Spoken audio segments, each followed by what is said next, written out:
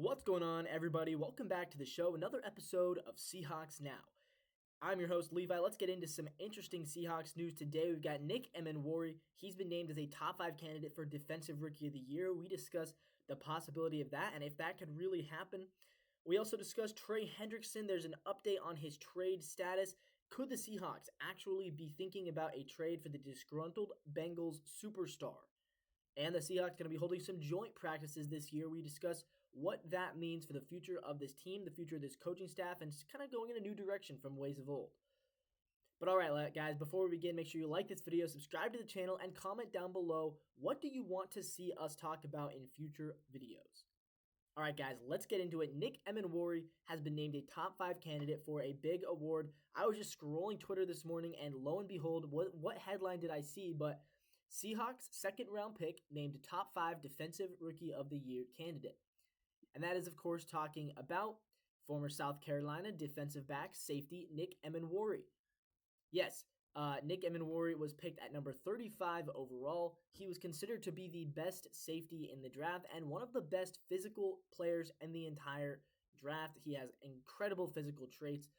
He's a guy that a lot of people thought could go in the first round. They did trade up to get Nick Emenery. They really liked him. They thought he could make a big impact on this team. And SportsIllustrated.com's Gilbert Manzano believes that he could be in the perfect situation to win Defensive Rookie of the Year. He thinks that Mike Macdonald can really help this guy grow. He says high expectations have been placed on him, but it is an ideal scenario.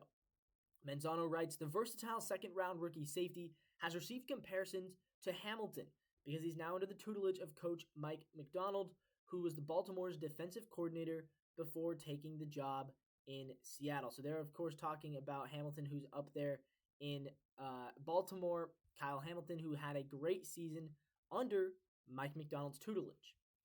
Nick Emenery last year saw his stock soar at the NFL Combine because of his athleticism.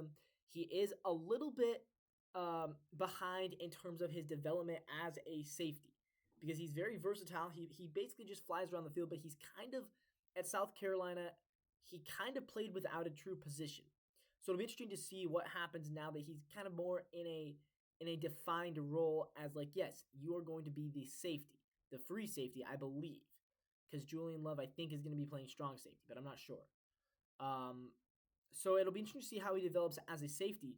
As a physical player, we know that he is incredible. We know that he's really, really good. So I love to see that he is in the top 5. Right now, Abdul Carter is at number 1. I do want to look at the NFL Defensive Rookie of the Year odds because this is kind of interesting to see. He's not in the top 5 as far as the odds go. So this is the DraftKings odds. It's actually the Defensive Rookie of the Year, Abdul Carter. He is number 1, followed by Travis Hunter at number 2 for the Jaguars. Jalen Walker for the Falcons is at number 3. Michael Williams for the 49ers is at number 4. Mike Green from the Ravens is at number 5. And unfortunately, Nick Emenery, he's quite a bit of the ways down. We got Shamar Stewart at 6. Mason Graham, Jahad Campbell is 8. James Pierce Jr. is 9th. Malachi Starks, 10th. And all the way down, you have to get to number 15 before you find Nick Emenery, safety for the Seahawks, with plus 3,000 odds. Now, part of that is the fact that he's a safety. Only one other safety has better odds than him. That's Malachi Starks up in Baltimore. They don't have anything that they write about him. Actually, they do. They say he's a long shot, defensive long shot. They do say that he could kind of be the player like that they thought Devon Witherspoon was maybe going to be as a rookie because he can make the plays no matter what he does, right? He's a box safety, but he can shut down runs. He can shut down bubble screens. He's going to make plays on tight ends. He's going to be in coverage. He's going to be in pass protection. He's going to do a lot of different things. So that is why they do list him as a long shot candidate on CBS Sports. However, yeah, he's 15th in the odds, so we'll see. We'll see what happens with Nick Emenery. But I do like that he's getting some buzz. I like that he's getting some attention. All right, let's move on. Trey Hendrickson update. According to the latest updates, he is unlikely to be traded, but is there any chance, guys? I've been beating this Trey Hendrickson drum probably for too long at this point. Just because look, I love the idea of bringing in a really good pass rusher to Seattle. I was really, really excited when I heard that maybe TJ Watt was on the trade block. Turns out he wasn't. I also was thinking maybe go get Micah Parsons, but obviously that's not going to happen either. And before he signed that big contract in Las Vegas, I was actually thinking maybe Max Crosby would be an interesting fit. But alas, now we're down to Trey Hendrickson. He's kind of the last one who's still out there. According to one NFL insider, he's probably not going to get traded, but maybe what was the possibility that he could? This is according to Bleacher Report insider James Palmer. He says he does believe that eventually he will be back on the team in Cincinnati. He says, I do think something will get done. I think he ends up staying. I think that's the most likely type of thing that ends up happening. You don't make the deals for Jamar Chase or T. Higgins, and you have the deal in place for Joe, and you push for all those contracts to be done to not be on a Super Bowl pursuit. You can't win a Super Bowl pursuit without a star pass rusher. You can't win it without Trey Hendrickson. Exactly. He says, I just think it's hard when you mention him getting moved when everyone's already spent their money. They already went through the draft and filled the holes.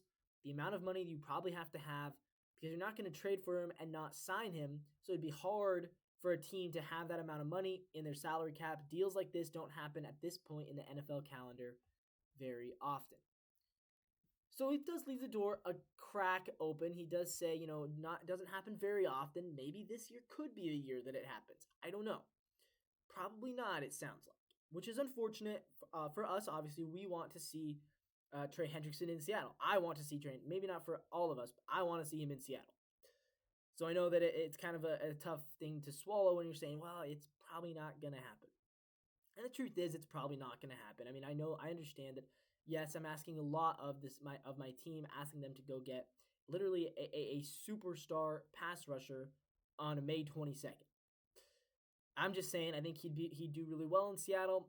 He's a guy that is he's a game-changing type of a player.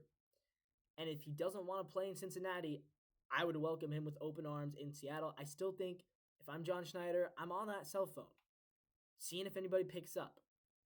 Because if what we heard is true, I mean, the Bengals really lowballed him. They offered him they offered him, I think, $18 million, something like that.